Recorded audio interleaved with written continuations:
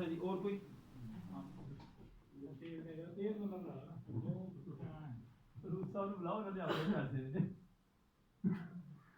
और भी पकड़ेंगे? नहीं, ये पॉसिबल ही नहीं है। पूरा पूरा बोलना। नहीं इतना ठीक है। वो पहले से ही पकड़ा। 1.5 सेकंड पे। डेढ़ सेकंड कोई भी आ जाए पॉसिबल नहीं। ठीक है। मुझे 8 साल हो गए, किसी ने नहीं आज तक पकड़ा। पॉसिबल नहीं है क्योंकि हमारे पास टाइम ही नहीं है। और सोचिए कि ड्राइविंग इज नॉट कंडीशन कि अगर हम लोगों ने सेकंड्स में फासला रखा तो we can not save rear end collision. तो कहते हैं जी रियर एंड कोलिजन से बचने के लिए कितना फासला रखना है जी हमने? रियर एंड कोलिजन से 4 सेकंड का। 2 सेकंड अपने लिए चाहिए। उसके बाद ब्रेकिंग डिस्टेंस, जिस गाड़ी की लंबाई 10 फुट है उसका ब्रेकिंग डिस्टेंस है 1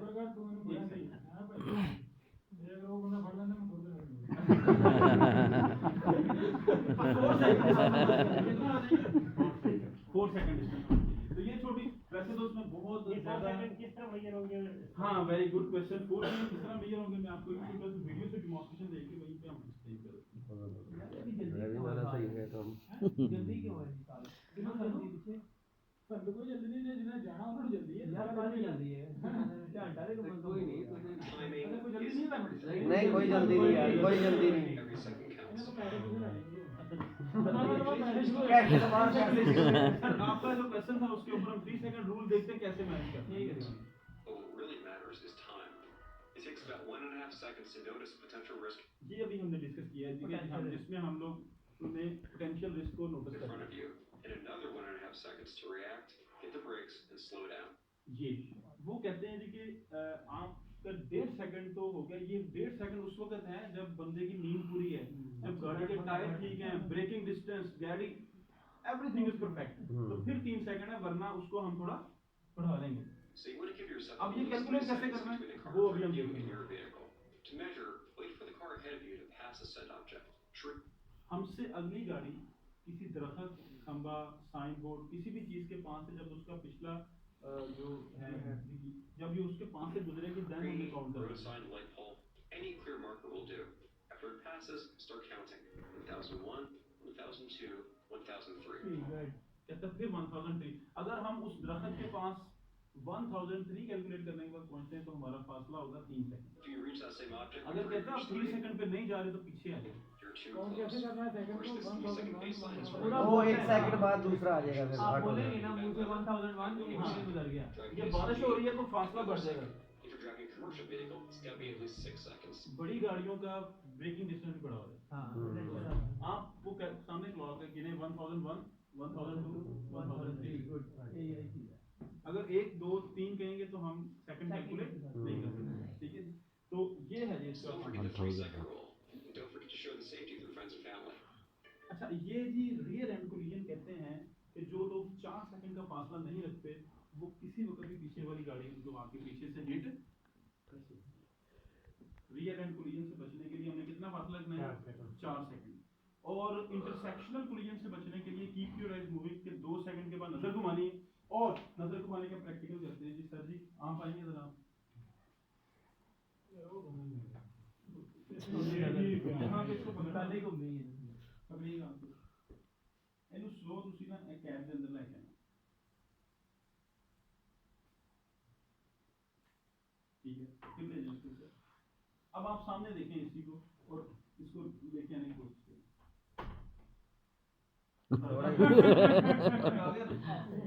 इसको पता भी है ढक्कन है, लेकिन किसी चीज को देख रहे हैं तो हम उसको मेजर नहीं कर सकते कि ये हमसे कितने फासले में बढ़ी है जब तक कि हम अपनी नजर को घुमाएंगे। बंदा कहता है कि यार ये क्या हो गया अचानक, मैंने तो पता ही लगा। ठीक है, तो आप सब लोग ये अपनी फिंगर पॉइंट करें इस मार्कर की तरफ, अपनी राइट इंडेक्स फिंगर पॉइंट करें इसके ऊपर। सब लोग अपनी इंडेक्स फिंगर को पॉइंट करें बिल्कुल इसके ऊपर आनी चाहिए नीला जो है इसके कैप। अब एक आंख पे हाथ रखिए, आप बिल्कुल पॉइंट, आप उसको चेंज करें, उंगली नहीं हिलानी आपने, आंख कभी दूसरी पे बंद कर लेंगे। ये तो दाएं बाएं हो गया जी। काफी चेंज है। कौन सी आंख से नहीं चेंज हो रहा? ठीक है जी, सोचिए कि कितना फासला देखने में, आंखों में देखने में कितना होगा और रोड के ऊपर कितना होगा। फासला बढ़ जाएगा। ये मैं बिल्कुल आपको कम डिस्टेंस पे बता रहा हूँ। और एक ड्राइवर को दूसरी गाड़ियों से डिस्टेंस जब तक वो नजर नहीं घुमाएगा वो फिक्स वील में चलेगा। मास्टर का कॉन्सेप्ट है, ये चेंज होता रहेगा। चेंज होता है वो चेंज जिससे नहीं मतलब होता आप जिस चेंज। एंगल से देख रहे हो उस हाँ, हिसाब से और एक मास्टर बंदा अगर फिक्स किसी चीज को देख रहा है तो दूसरी चीजों का एंगल वो मेजर नहीं कर सकता जब तक कि वो नजर को मूव नहीं करेगा, नजर को घुमाएगा नहीं, और उसको इंटरसेक्शन भी नजर नहीं आएगा। तो कीप योर आइज मूविंग कहते जी 2 सेकंड के बाद नजर घुमानी है और 5 से 8 सेकंड के बाद अपने शीशे और गेजेस चेक करनी है ताकि पता चले पीछे कितनी गाड़ियां हैं। अच्छा, ये सारी कैलकुलेशन तो एकदम से नहीं हो सकती ना, तो वो इसके लिए हम जाते हैं तकरीबन हर लोगों के साथ 30 मिनट के लिए ड्राइविंग सीट पे बैठते हैं और उनको ये सारी टेक्निक वहाँ पे इम्प्लीमेंट करके बताते हैं। प्रैक्टिस में आएंगी उसके आपके बाद पास शॉर्ट बात है कि करते बंदा रहे ड्राइविंग है तो वो स्पीड कम रख के करे या देखिए स्पीड साइंस देखना, अगर स्पीड साइन मिस कर दिए तो he is not accident driver. Road पे लगे साइंस हैं, उनका आइडिया है आप सब लोगों को? जो रोड पे साइन लगे होते हैं बहुत सारे ड्राइवर वो देखते ही नहीं है। उसमें जो साइन होते हैं इस तरह के उनका वो हैजर्ड बता रहे होते हैं, जो गोल होते हैं इस पे चलान होता है वो इन्फॉर्मेटिव है, आपको बता रहा है बंदा कि आपने 60 के ऊपर मोटरवे पे लगे हुए ना सारे, इतनी स्पीड है, वो सारी चीजें आपको keep your eyes moving technique में आप देख सकते हैं। ठीक है, और इसीलिए कहते हैं कि जब ये बंदा ये 5 हैबिट्स अपना लेता है ना तो उसकी हाई परसेंट रेंज है वो रोड पे टोटली तौर पे उसकी ऑब्जर्वेशन को पता है पीछे मेरे कितनी गाड़ियां आ रही हैं, कौन मेरे दाएं से गुजर रहा है, कौन मेरे बाएं से गुजर रहा है, सारा उसको पता होता है।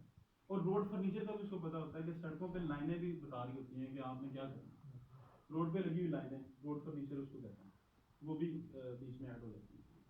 थोड़ा सा फर्स्ट एड कर लें। हाँ जी, ये थोड़ी सी इसमें ड्राइविंग की थी। अब फर्स्ट एड आपने कभी की है जी पहले? किसी ने आपने वहाँ पे प्लांट पे की होगी फर्स्ट एड की ट्रेनिंग?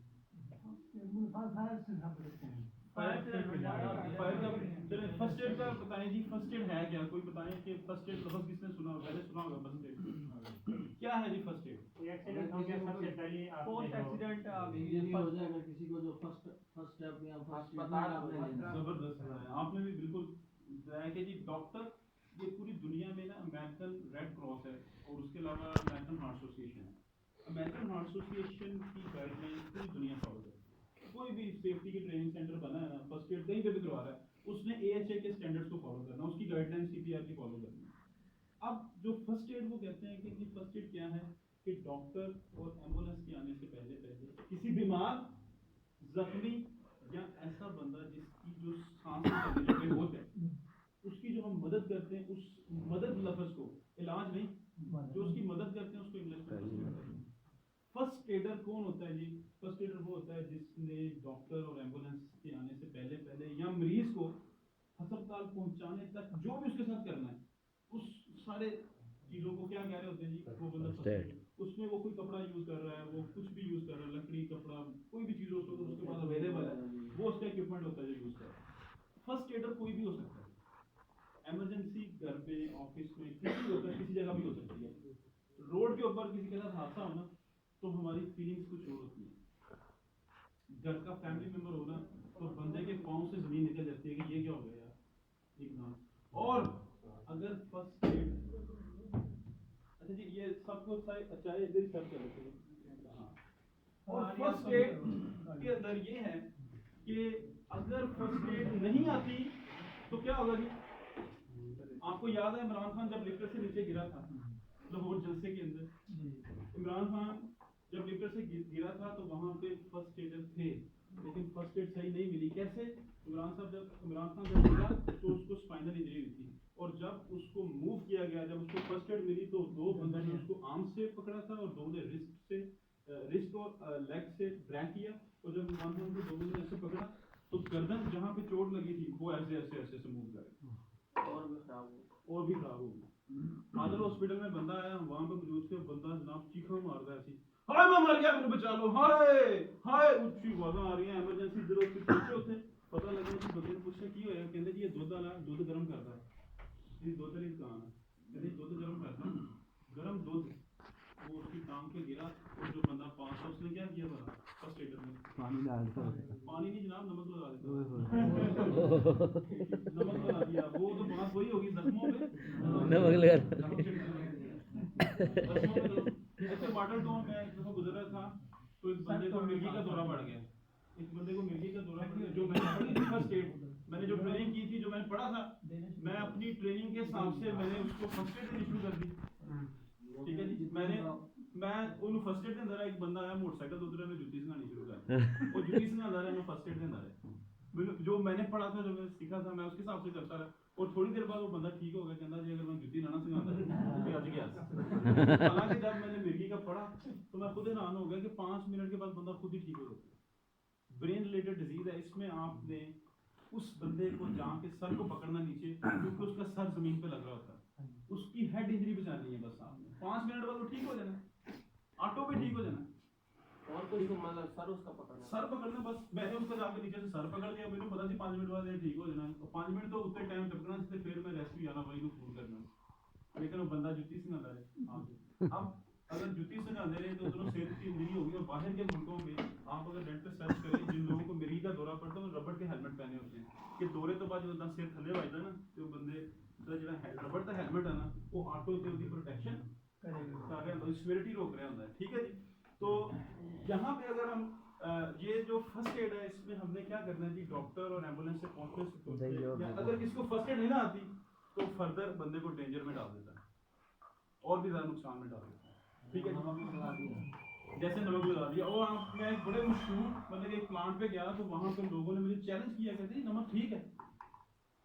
मुझे चैलेंज करना शुरू कर दिया उन्होंने कि नमक ठीक है, एंटीबायोटिक का काम करता है। हालांकि रिसर्च नहीं थी कोई भी, कहीं पे लिखा ही नहीं है नमक का, लेकिन वो कंसेप्ट बना हुआ ना जी, ऐसे करने से ऐसे हो जाता है। जैसे घरों में जलने के फौरन बाद क्या करते हैं, टूथपेस्ट लगा दिया, आटा लगा दिया। इंतहाई रिकमेंड बैन है ये, इंतहाई गलत है। अच्छा, अब मुझे बताएं, एक जो मोमबत्ती होती है उसमें कितनी हीट होती है, जिससे जो फ्लेम के अंदर, आपने फायर की ट्रेनिंग की है, आपको पता होगा, आपके ट्रेनर ने बताया होगा, आपको फायर फाइटर ने, फायर के ट्रेनर ने आपको लाजमी बताया होगा। एक जो आपकी जो मोमबत्ती है, इसके अंदर एक फ्लेम है, इस फ्लेम के अंदर हीट होती है। कितनी होती है जी?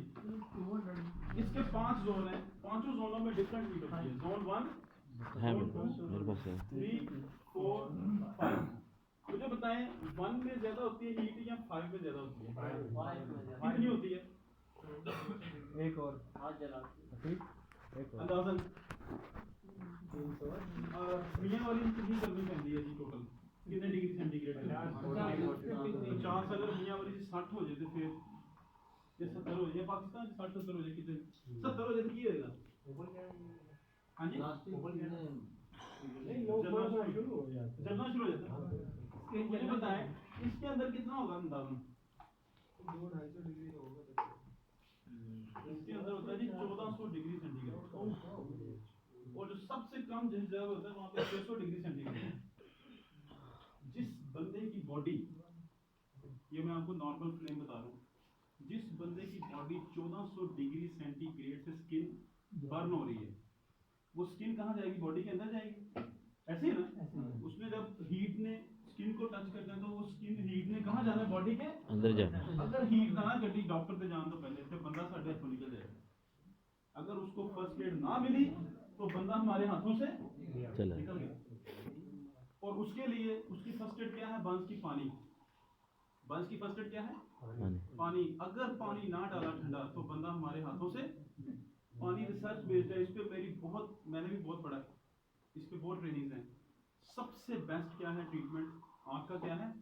पानी। अगर हीट बॉडी से ना निकाली, आपको पता है पानी डालने से छाला बन जाता है। छाले का मतलब है कि हीट बॉडी से बाहर आ गई है। अगर उत्ते पेस्ट लाती, अगर पेस्ट लगा दी, अगर आटा लगा दिया, लेयर बना दी, तो हीट बॉडी के अंदर है, हीट भी बाहर निकलेगी।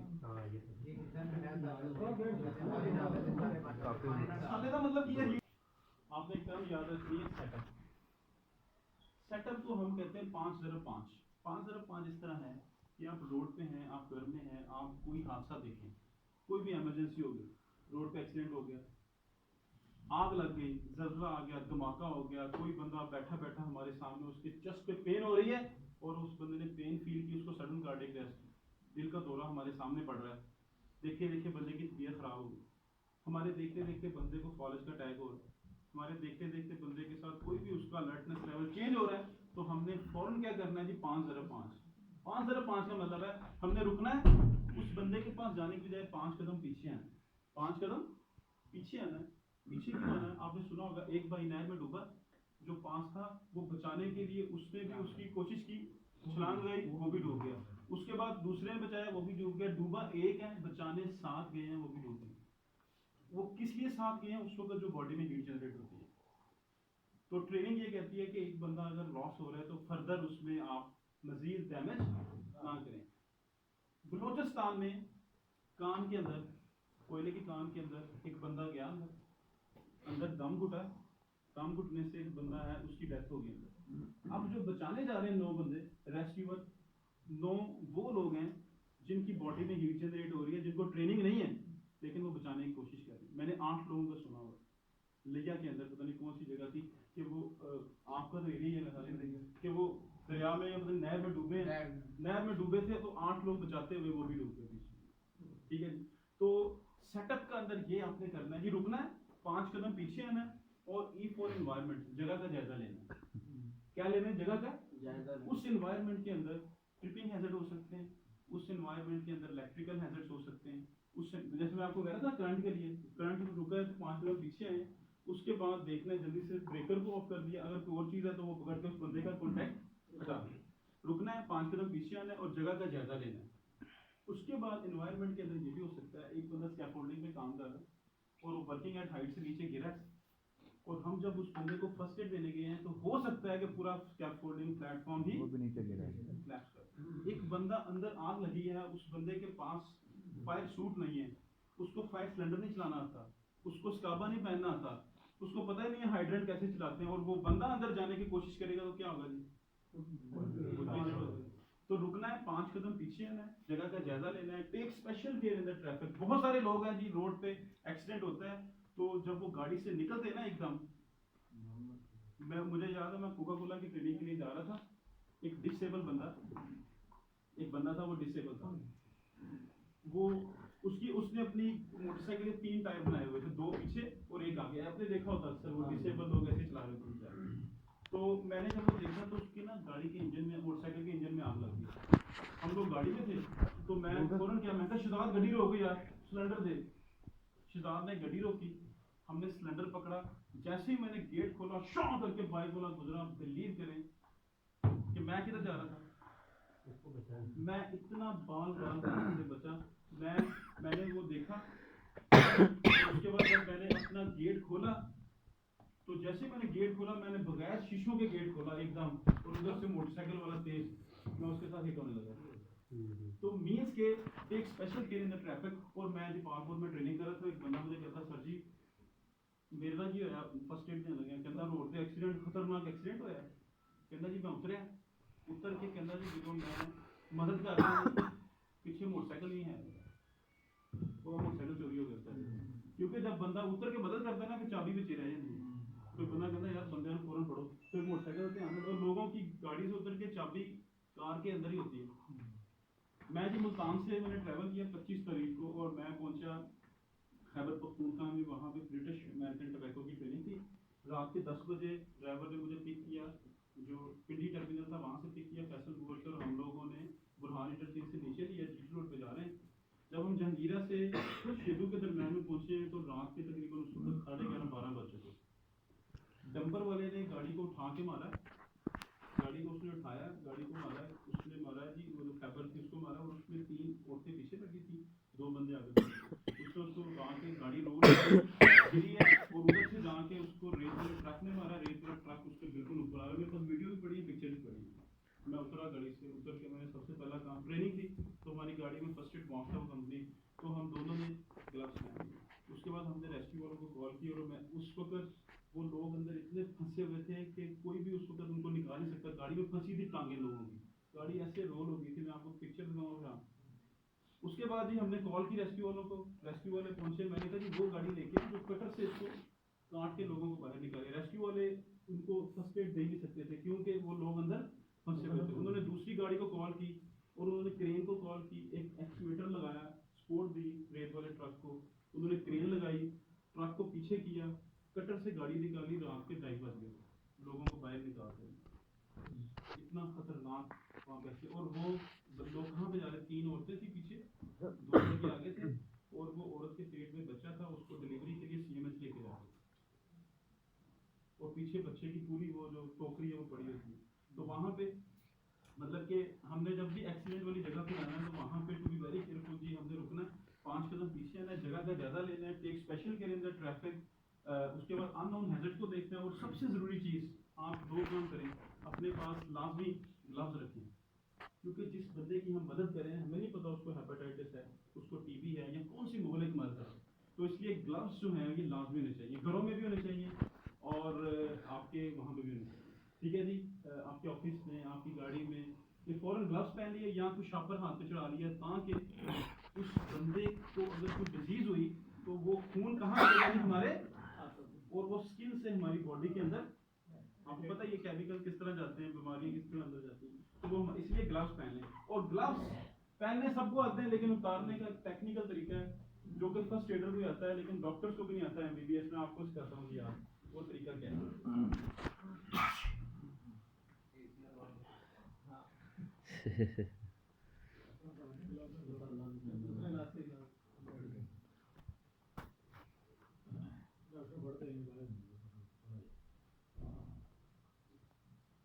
अब तो वैसे काफी पता चल गया लोग।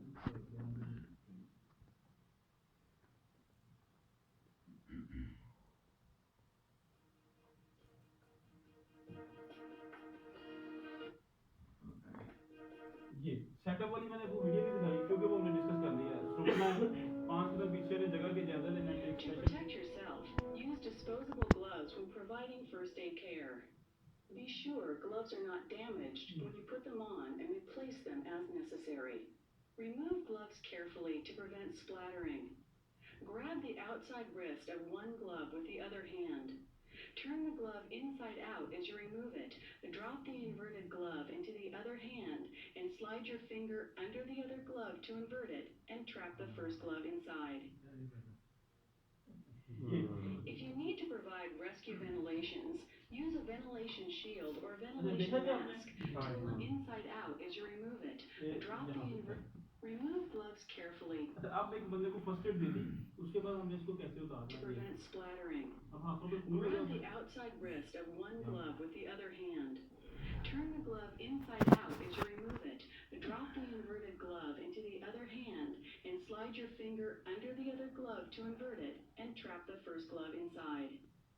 अब हम अगर इसको फेंके ना डस्टबिन में तो सफाई करने वाले के भी हाथ को खून, लेकिन इस पे आजकल जो बेस्ट प्रैक्टिस वो ये कह रहे हैं कि इसको शॉपर में डालें और ऊपर लिख दें मेडिकल वेस्ट, ताकि वो प्रॉपर आगे उसकी वेस्ट मैनेजमेंट डिस्पोज प्रॉपर हो जाए, ठीक है जी।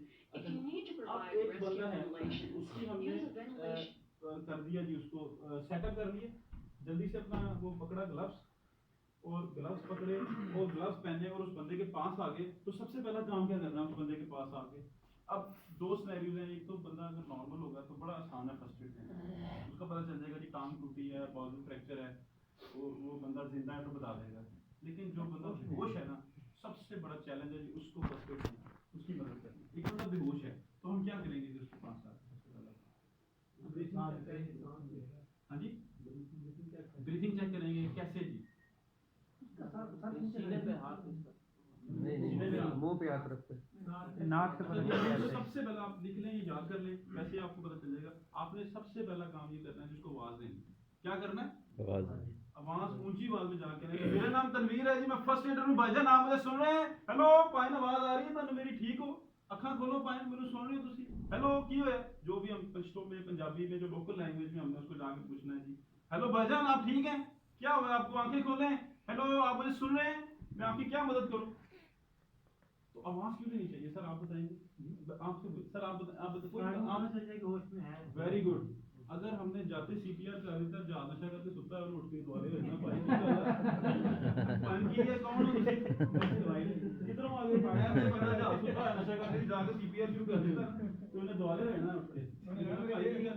आप पूछेंगे या अच्छा खोले से कहना 250 लगा के मैंने बात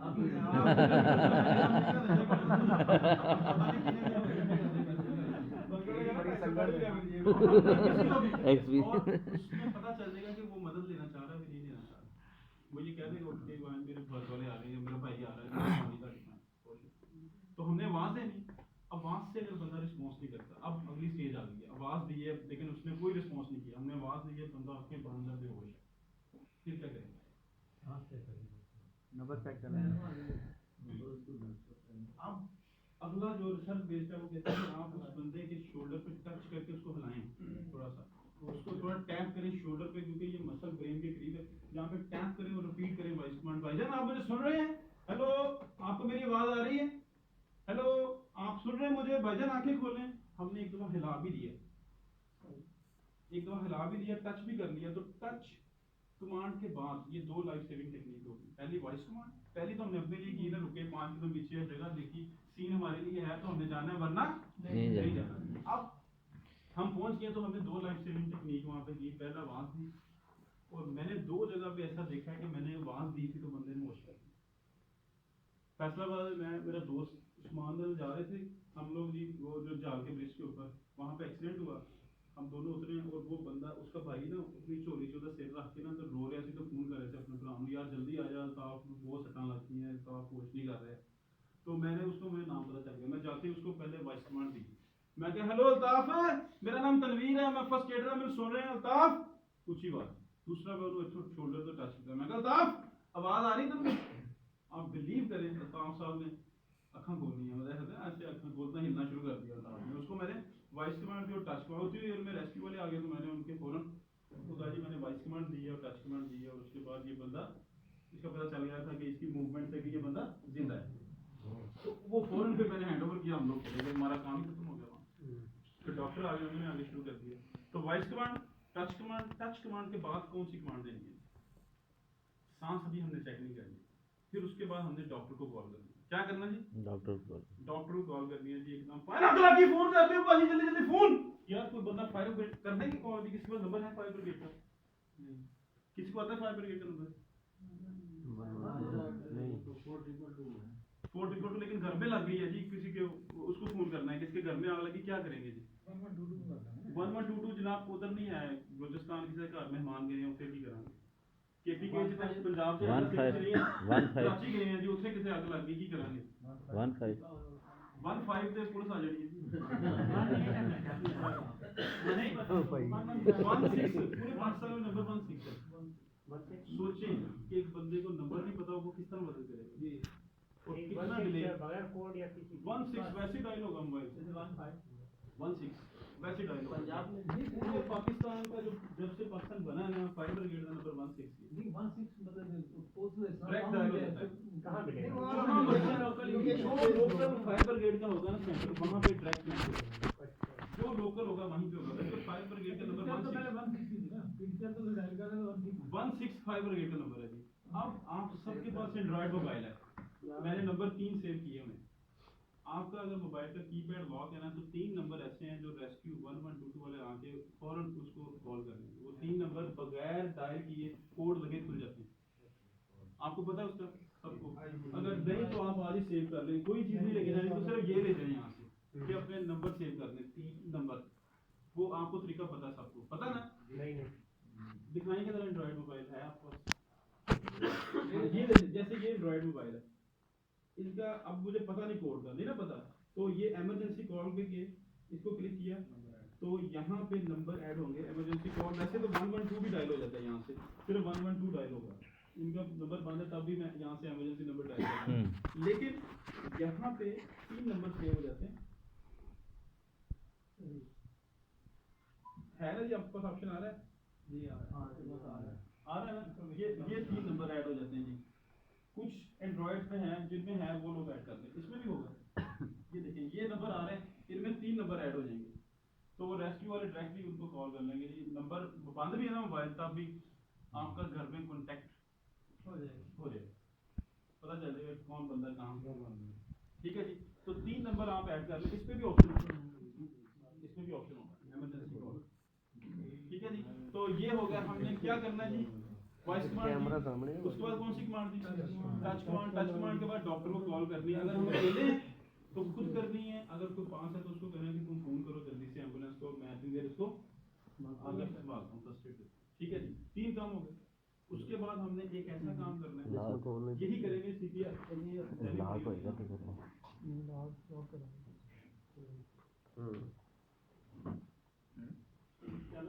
ये 165 ब्रिगेड नहीं नहीं मेरी गल तो सुन 165 ब्रिगेड इतनी बार सकनी और 1122 है एम्बुलेंस ਸਾਡੇ ਕਿਹੜਾ ਕੋਲ ਲੱਗ ਰਹੀ ਹੈ ਤੂੰ ਮੋਬਾਈਲ ਤੇ ਮਾਰੇ फायर ब्रिगेड वाली रेस्क्यू 122 है ना रेस्क्यू का 1122 है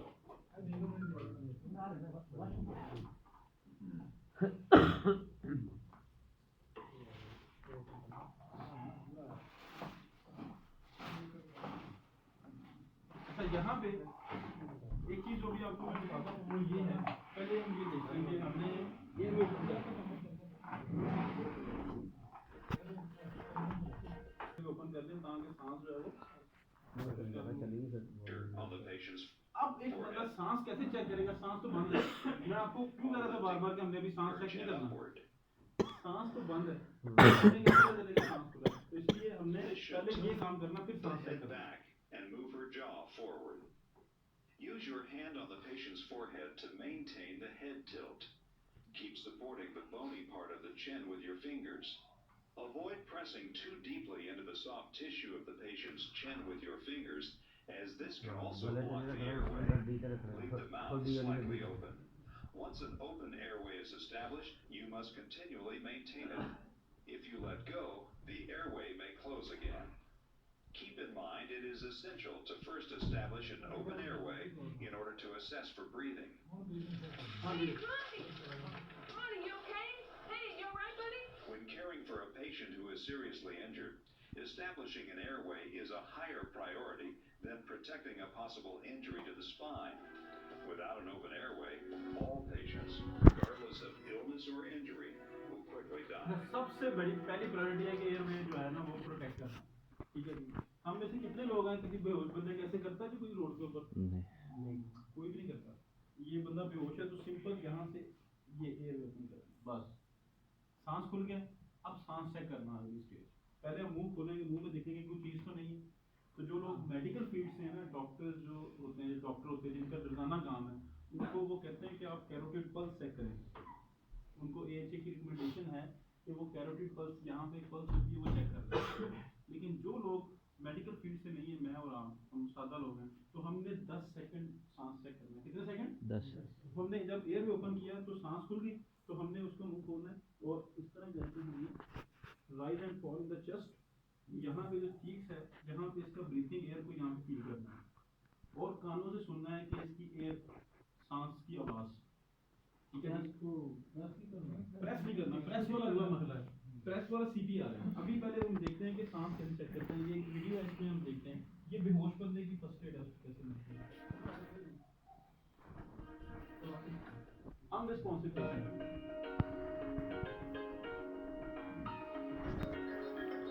इधर आ जाओ So we're going to have some extra help because Greed is coming in at 3.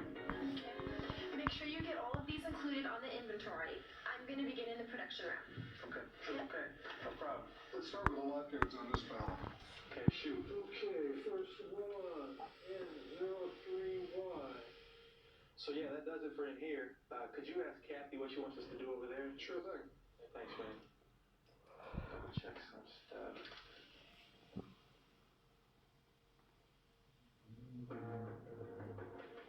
Jesse, get in here. Kathy's down.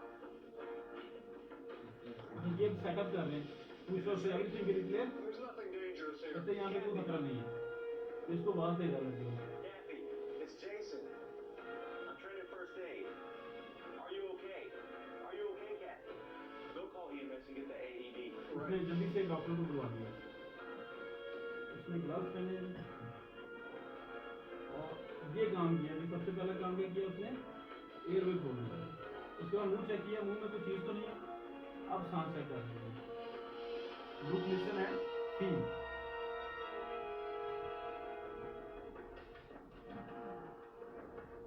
अब उसने सांस चेक किया तो उसके सांस है इसमें सांस प्रेजेंट है सांस चल रहा है इसका अब इसने इसको इस पोजीशन में कर दिया ये रिकवरी पोजीशन है कौन सी पोजीशन है रिकवरी पोजीशन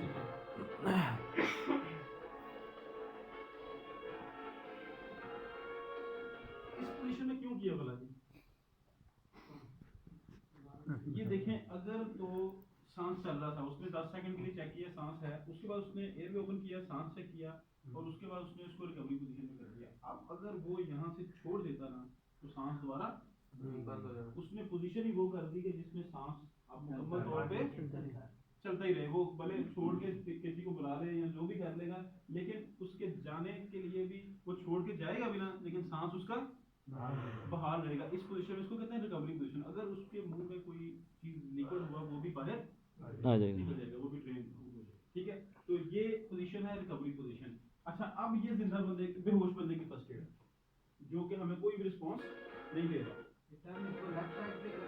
जिस मर्जी साइड पे करते हैं, क्योंकि जो दिल है ना वो सेंटर में है। हाँ, मतलब आप राइट पे बैठ जाएं, लेफ्ट पे बैठ जाएं, ये हाथ पीछे के ही है क्या? हाँ उसमें ये रिकवरी पोजीशन में यूज करते हैं।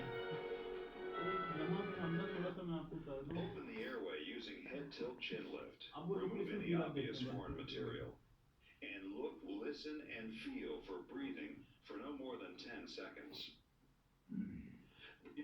लुक लिसन एंड फील में ये है कि 10 सेकंड से ज़्यादा टाइम नहीं लेना, क्योंकि 21% ऑक्सीजन हम जो बंदा जिंदा होता है ना उसको 21 चाहिए होती है, वो इनहेल कर रहा होता है जो जिंदा बंदा होता है, और ह्यूमन बॉडी ऑक्सीजन को स्टोर नहीं करती है।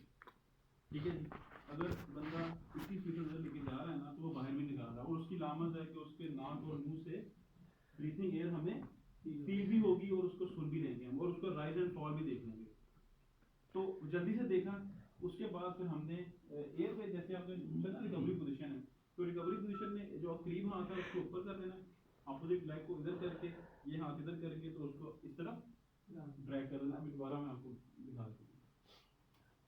Breathing is present in this patient. When a patient is unresponsive yet clearly breathing, ensuring an open and clear airway is the primary concern of the first aid provider. Continued use of the head tilt chin lift airway technique is essential while scanning for bleeding and checking for tissue color and skin temperature. When an unresponsive breathing patient is uninjured, place them in a recovery जो करीब हाथ है वो ऊपर किया, position to opposite maintain leg the को ये airway. Joint से इस तरह कर दिया, ये हाथ को शोल्डर पे लगा दिया और हिप्स और शोल्डर से अपनी तरफ ड्रैग करना, ये पोजीशन, और यहाँ से लॉक कर देंगे तो ये। Monitor the अब breathing ये of हमें एयरवे ओपन करने की जरूरत नहीं, अब एयरवे ऑटोमेटिकली ओपन होगा, इसलिए इसको कहते हैं recovery position. any unresponsive patient placed in a recovery position. A patient's condition can quickly become worse and require additional care. If an unresponsive patient has been seriously injured, आगे फिर वो CPR होता है, वो पूरा आगे फिर आपको बहुत ज़्यादा उसमें प्रैक्टिकल इन्वॉल्व है बहुत उसमें फिर बहुत, क्योंकि वो पूरा नहीं ना पीछे से पूरी वो बेस नहीं बनेगी, तो फिर वो नहीं, वो कंप्लीट प्रोसीजर है ना, कंप्लीट प्रोसीजर है। ठीक है, ये भी मैनिकन जो है ना, मैनिकन इस पे अगर हम सीपीआर करेंगे ना, ठीक है पाए चोकिंग बस देखनी बेटी, चोकिंग खाते खाते गले में कोई चीज फंस जाए, ये दबाना किस हैं? बस चोकिंग का देखने बस, ये दबाने का ये अभी आप, क्योंकि इसकी पूरी ट्रेनिंग है, ये किसी जिंदा बंदे का नहीं कर सकते हैं चोकिंग का। आप मतलब अगर किया तो वो ना हो जिंदा बंदा गया, इतना मजाक नहीं करना है, क्योंकि उस पे होना जिसकी सांस, ये तो मरे हुए बंदे पे करते हैं, मरा हुआ बंदा वही है ना जिसकी सांस चल रही है। पढ़ने भी देंगे ये भी हाँ, बस चोकिंग वाला देख लें बस। बस चोकिंग लेके चलते हैं बस। खाने खाने जाना हो Maggie and I leave Friday morning on a direct flight. We should be in Atlantic City this afternoon. Gee, that sounds like a great trip. दाल खा रहे हैं, एक बर्गर खा रहे हैं। I've been there a few वहाँ देख times. लीजिए। It's a great getaway. Where are you guys staying? Oh, some casino hotel my wife knows. Mark, what's wrong? Are you okay? Are you choking? Steve, go call EMS. Right.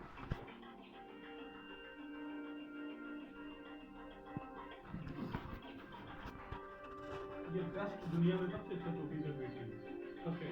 Bridget, would you call 911? Mark's choking in the lunchroom. Yes, I will. Thank you. दाल आती है।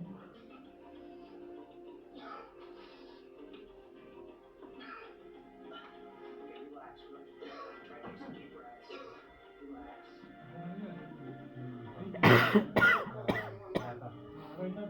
You want me to go cover? Should still be checked on just in case. outside.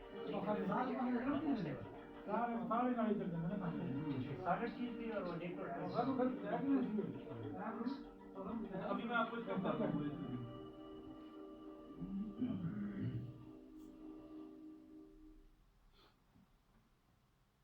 Choking occurs when food or other solid objects become lodged in the lower throat and block the airway. Unlike objects in the mouth that can be removed easily, objects blocking the lower airway cannot be seen or reached with a finger. Because the airway is blocked, choking patients cannot pull outside air into the lungs and create a cough strong enough to expel the obstruction. The best chance for removing an obstruction is to use abdominal or chest thrusts. These thrusts compress the chest or abdomen and build up pressure behind the obstruction. This pressure ये जब improves the via airway. Pressure से वो The बाहर most आता है। common thing people choke on is food. Someone who is choking usually holds his hands to his throat as he attempts to try ये and उसकी clear अलामत the है। obstruction naturally.